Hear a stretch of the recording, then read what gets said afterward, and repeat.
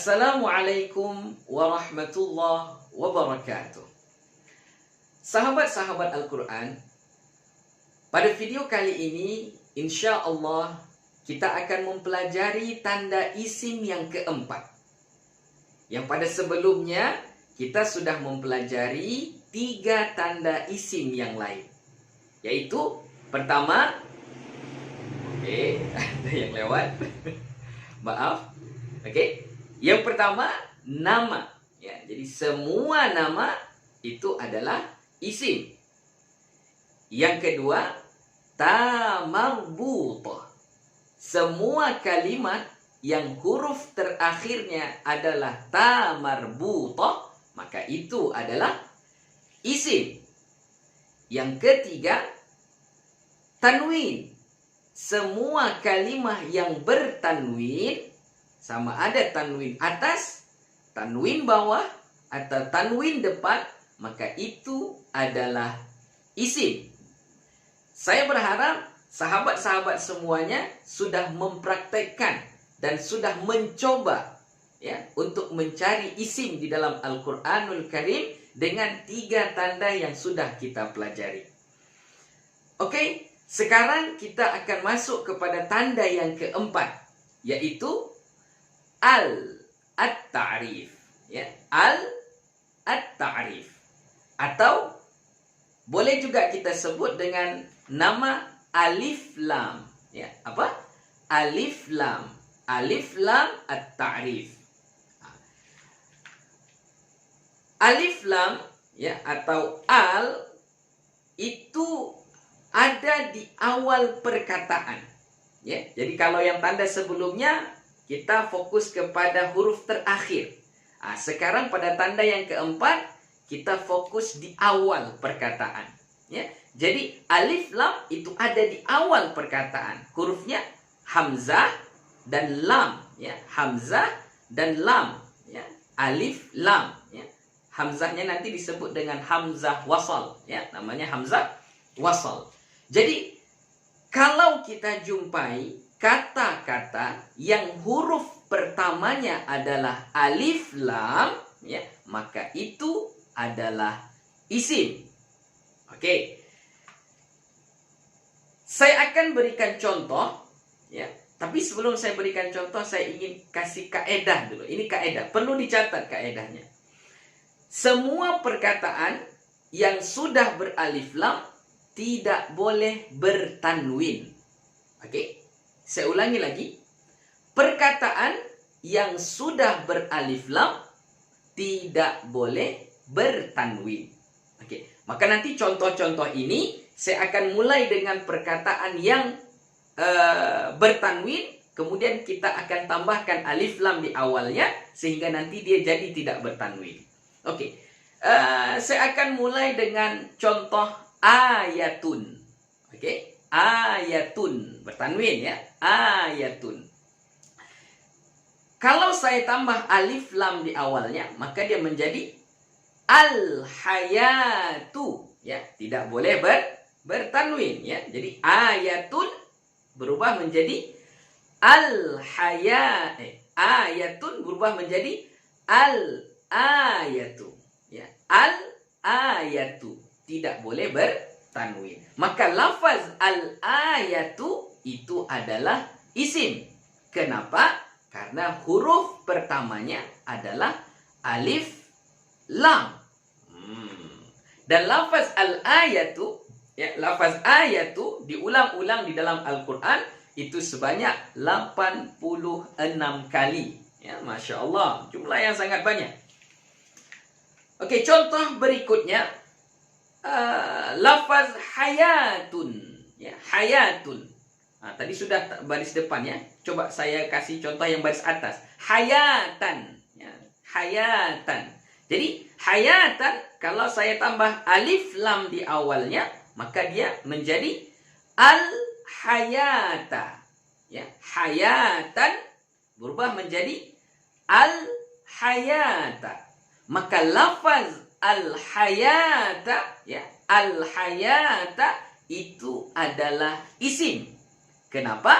Karena huruf pertamanya adalah alif lam. Ya. Dan lafaz hayat itu diulang-ulang di dalam Al-Quran sebanyak 76 kali. Kemudian contoh berikutnya, lafaz zikrin. Tadi baris depan udah ya. Kemudian baris atas. Sekarang baris bawah. Saya kasih baris bawah. Zikrin ya. Sebenarnya boleh juga kita baca zikrun, zikron ya, tapi nggak apa-apa, kita buat zikrin saja. Zikrin. Oke. Kalau saya tambah alif lam di awalnya, maka dia berubah menjadi az-zikri ya. Az-zikri. Maka lafaz az-zikri itu adalah isim. Kenapa? Karena huruf pertamanya adalah alif lam. Ya. Huruf pertamanya adalah alif lam. Jadi az-zikri. Dan lafaz zikr itu diulang-ulang di dalam Al-Quran sebanyak 76 kali. Ya, Masya Allah. Oke, terakhir saya kasih contoh syaitan. Ya, syaitanun. Ya, syaitanun. Kalau kita tambah alif lam di awalnya, maka berubah menjadi asyaitanu. Asyaitanu. Ya, kalau sudah ada alif lam tidak boleh bertanwin ya. Syaitanun berubah menjadi asyaitanu. Maka lafaz asyaitanu karena huruf pertamanya adalah maka lafaz asyaitanu karena huruf pertamanya adalah alif lam, maka itu adalah isim ya. Dan lafaz syaitan itu diulang-ulang di dalam Al-Quran sebanyak 70 kali ya, Masya Allah. Jadi kesimpulannya, semua kalimat yang diawali, yang ditambah dengan lafaz dengan huruf alif lam ya, maka itu adalah isim. Oke?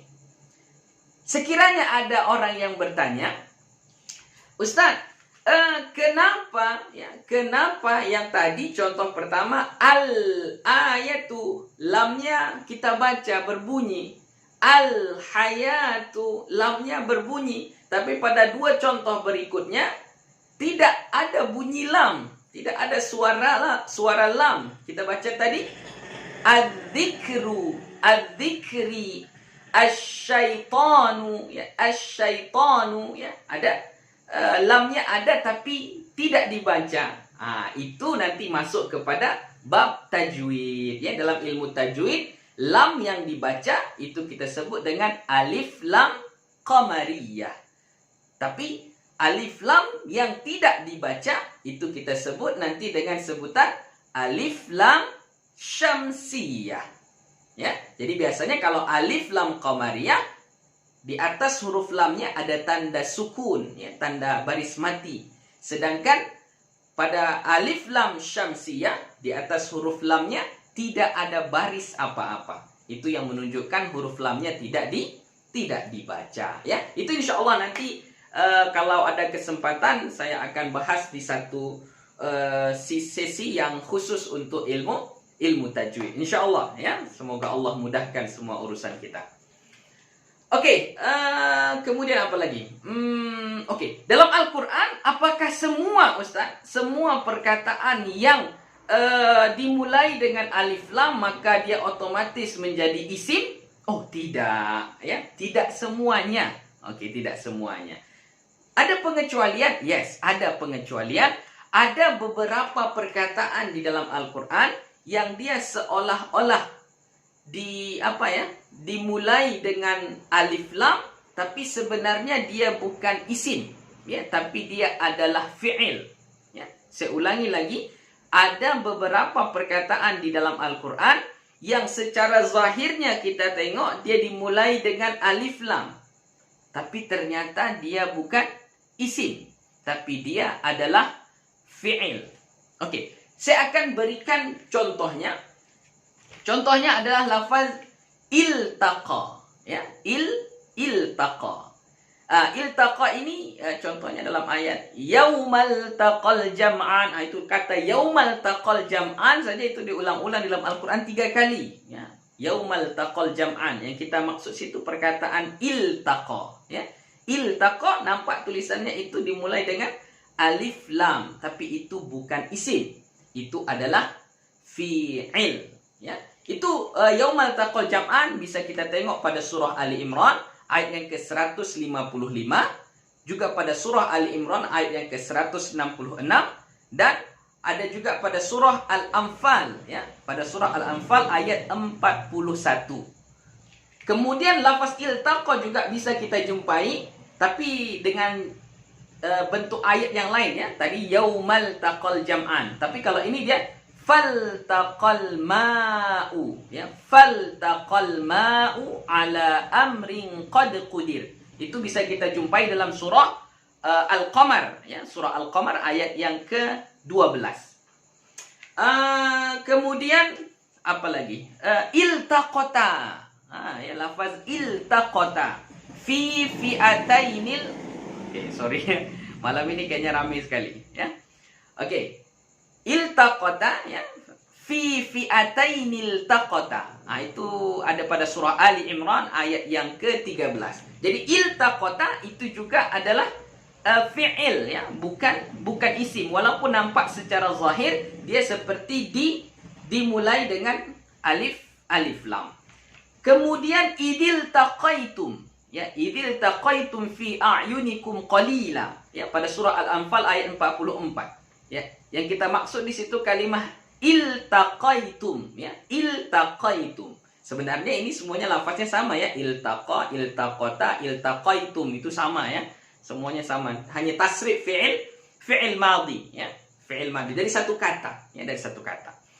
Kemudian masuk kepada iltaqama, ya, ayatnya faltaqamahul hutu wa huwa mulim, ya, faltaqamahul hutu wa huwa mulim. Surah As-Saffat ayat 142, cerita Nabi Yunus, ya, ya, faltaqamahul hutu, dia ditelan, dimakan oleh hut, ya, ikan paus, ya. Jadi iltaqama itu nampak dimulai seolah-olah dimulai dengan alif lam, tapi ternyata itu bukan isim, itu adalah fi'il. Kemudian iltaqata, ya, iltaqata dalam ayat faltaqatahu alu fir'aun, ya, faltaqatahu alu fir'aun, cerita Nabi Musa yang diambil, ya, ketika dihanyutkan diambil, iltaqata, diambil oleh keluarga Fir'aun. Itu kita jumpai dalam surah Al-Qasas ayat yang ke-8, ya. Jadi iltaqata itu walaupun nampak dimulai dengan alif lam, tapi itu bukan isim, ya, itu adalah fi'il. Kemudian kita lompat kepada surah Al-Qiyamah ayat yang ke-29, waltaffatis saqu bis-saq, ya, iltaffat, ya, iltaffat. Jadi waltaffatis saqu bis-saq. Jadi iltaffat walaupun nampak dia dimulai dengan alif lam, tapi itu bukan isim, ya. Itu adalah fi'il. Kemudian apa lagi? Faltamisu nura, ya, iltamasa. Jadi faltamisu nura, surah Al-Hadid ayat yang ke-13. Jadi iltamisu, ya, iltamisu itu nampak ada alif lam, tapi bukan isim, ya, itu adalah fi'il. Kemudian yang terakhir wal anhum la'nan kabira, ya, wal anhum la'nan kabira. Lafaz il'an, ya, il'an, ya, nampaknya seperti alif lam, tapi itu bukan isim, itu adalah fi'il. Itu kita jumpai pada surah Al-Ahzab ayat yang ke-68. Jadi semua perkataan-perkataan itu tadi secara tulisan, secara kasat mata nampak itu seperti alif lam, tapi itu bukan isim. Kesemuanya itu adalah fi'il. Oke? Jadi nanti kasih tanda, ya. Tandain supaya nanti kita tidak lupa di Al-Quran kita masing-masing, di mushaf kita masing-masing. Jadi kesimpulannya, semua perkataan yang huruf pertamanya alif lam, maka itu adalah isim. Oke? Mulai sekarang, mulai hari ini, ambil Al-Quran, buka, setiap kita jumpa perkataan yang huruf pertamanya alif lam, sama ada kita tahu artinya atau kita tidak tahu artinya, tapi kita sudah boleh mengenali ini isim atau tidak. Contoh seperti alhamdulillah, alhamdu, sekiranya kita nggak tahu artinya, tapi kita boleh mengatakan ini adalah isim. Dari mana? Dari mana tahu itu isim? Itu huruf pertamanya adalah alif lam. Alhamdu. Jadi tak usah ragu-ragu. Ya, kalau huruf pertamanya itu alif lam, yakinlah itu adalah isim, kecuali pada perkataan-perkataan yang telah saya sebutkan tadi. Oke, saya rasa cukup sampai di sini dulu video kita pada kali ini. Semoga bermanfaat. Mohon maaf atas segala kesalahan. Oke, tetap semangat untuk belajar bahasa Arab Al-Quran. Wabillahi taufiq wal hidayah. Assalamualaikum warahmatullahi wabarakatuh.